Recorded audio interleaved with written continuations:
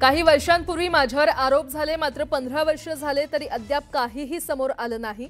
पार्थ पवारांवरील आरोपांवरून अजित पवारांचा विरोधकांना टोला।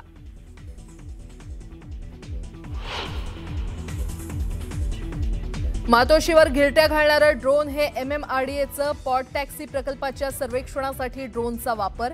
MMRDAचं स्पष्टीकरण, तर सर्वेक्षणाची कल्पना रहिवाशांना का दिली नाही, आदित्य ठाकरेंचा थेट सवाल। तो जो राधाकृष्ण विखे पाटलाची गाडी फोडून ना त्याला 1 लाखाचं बक्षीस मिळालंय। मी तर फोडणार होता भेटला तर। राधाकृष्ण विखे पाटलांची गाडी फोडेल त्याला 1 लाख रुपयाचं बक्षीस। प्रहारच्या बच्चू कडूंची थेट घोषणा।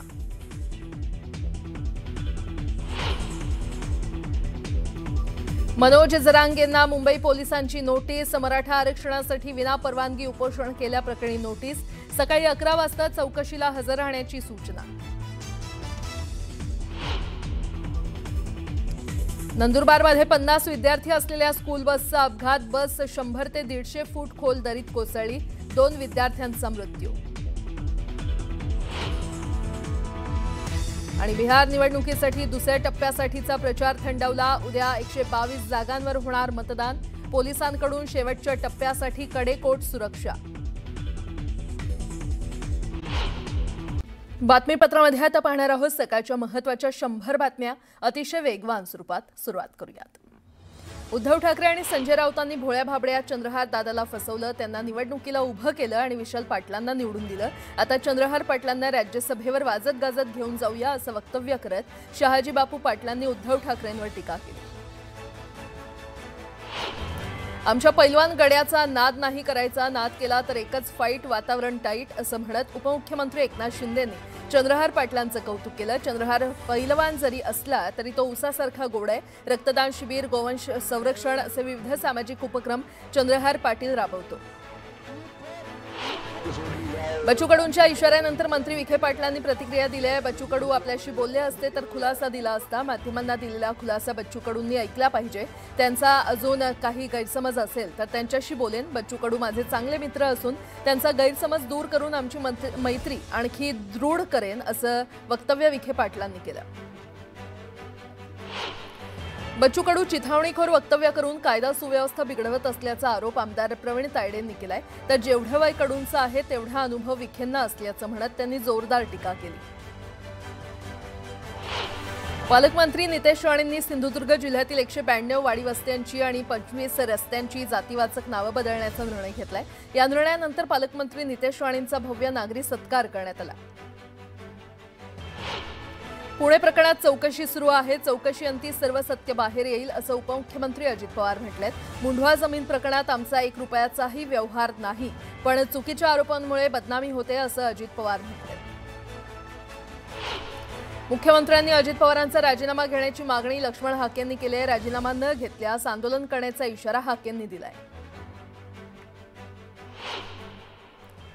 आता एक मोठी बातमी। महापालिका निवडणुकीपूर्वी अजित पवारांच्या राष्ट्रवादीनं शरद पवारांच्या पक्षाला मोठा झटका दिलेला आहे। शरद पवार यांच्या राष्ट्रवादीचे जिल्हाध्यक्ष सुनील माने यांनी अजित पवार यांच्या उपस्थितीमध्ये राष्ट्रवादीमध्ये प्रवेश केला। अजित पवार यांच्या उपस्थितीमध्ये हा प्रवेश रहिमतपूर इथे पार पडला। यावेळी बोलताना त्यांनी पुणे जमीन व्यवहार प्रकरणाबाबत आपल्याला काहीही माहिती नसल्याचं पुन्हा एकदा स्पष्ट केलंय।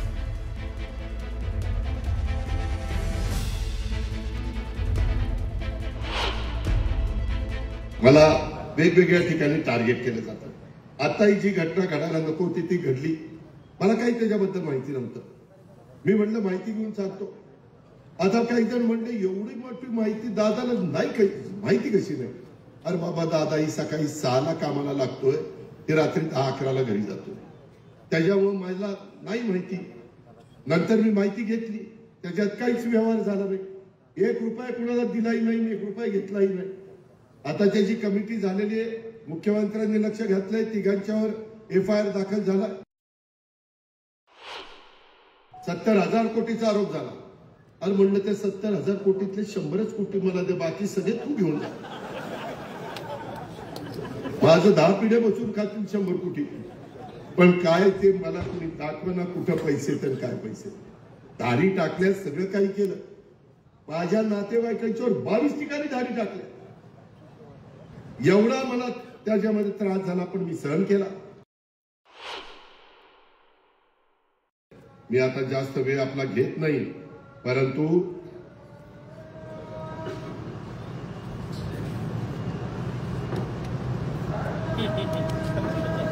हे टीव्ही वाल्याचं फार अवघड झालं. मला ती आता चिठ्ठी आली, टीव्हीवर कार्यक्रम लाईव्ह सुरू आहे, पेटाचा तुरा खोचा. आता मला काय डोळे असे आहेत, माझ्या पेटाचं कोण काय खऱ्याची दुनियाच राहिली नाही. बरं मी बोललो की बघा अजित पवार कसं बोलतो, काय खरं ते बोलतो, काय चुकीचं बोलतो, मला तर काही कळत. फार तर इथून पुढे असं कर बाळासाहेब, कुठं सभा असलं की एक आरसा असावा, म्हणजे मी मतदार की काय. पुन्हा एकदा बातम्या वेगवान स्वरूपात. निवडणुकीआधी कल्याण डोंबिवलीमध्ये उद्धव ठाकरेंच्या शिवसेनेला मोठा धक्का बसलाय. शिवसेना उबाठा पक्षाचे जिल्हा प्रमुख दीपेश म्हात्रे यांनी भाजपमध्ये प्रवेश केलाय.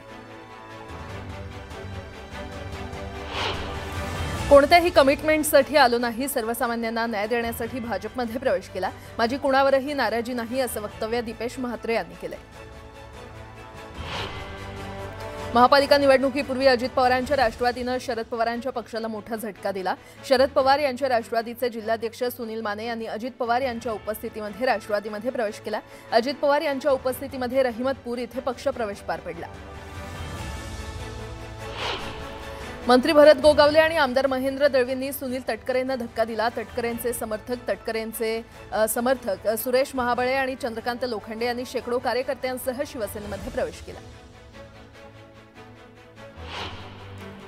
रायगडमध्ये शिंदेंच्या शिवसेनेनं एकला चलोची भूमिका घेतलेली आहे. शिवसेना आणि राष्ट्रवादीची युती होणं कठीण असल्याचं भरत गोगावले यांनी म्हटलंय. जतमध्ये गोपीचंद पडळकरांनी भाजपकडून स्वबळाचा नारा दिलाय. पडळकरांनी उमेदवारांची यादी देखील निश्चित केलेली आहे.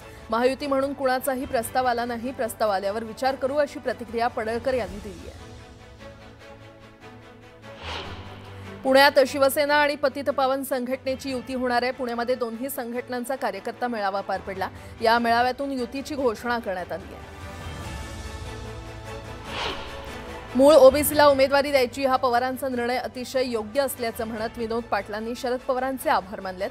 आमची लढाई कधीच राजकीय आरक्षणासाठी नव्हती, तर शैक्षणिक आरक्षणासाठी आमची लढाई आहे, असं विनोद पाटील म्हटले. गोंदिया जिल्ह्यातील 2 नगरपरिषदा आणि 2 नगरपंचायतींसाठी निवडणूक होणार आहे, तर भंडाऱ्यामध्ये 4 नगरपरिषदांसाठी निवडणूक पार पडणार आहे. तर या दोन्ही जिल्ह्यांमध्ये भाजप स्वबळावर लढणार असल्याचं आमदार परिणय फुके यांनी स्पष्ट केलं. पाटणमध्ये महायुतीचा जो निर्णय होईल तोच निर्णय मेढ्यामध्ये होणार असल्याचं शंभूराज देसाई यांनी म्हटलेलं आहे. शिवसेनेच्या मेळाव्यात कार्यकर्त्यांना मार्गदर्शन करताना त्यांनी हे वक्तव्य केलं. तर शिवसैनिकांचा अपमान केल्यास जशास तसं उत्तर देण्याचाही इशारा त्यांनी दिलाय.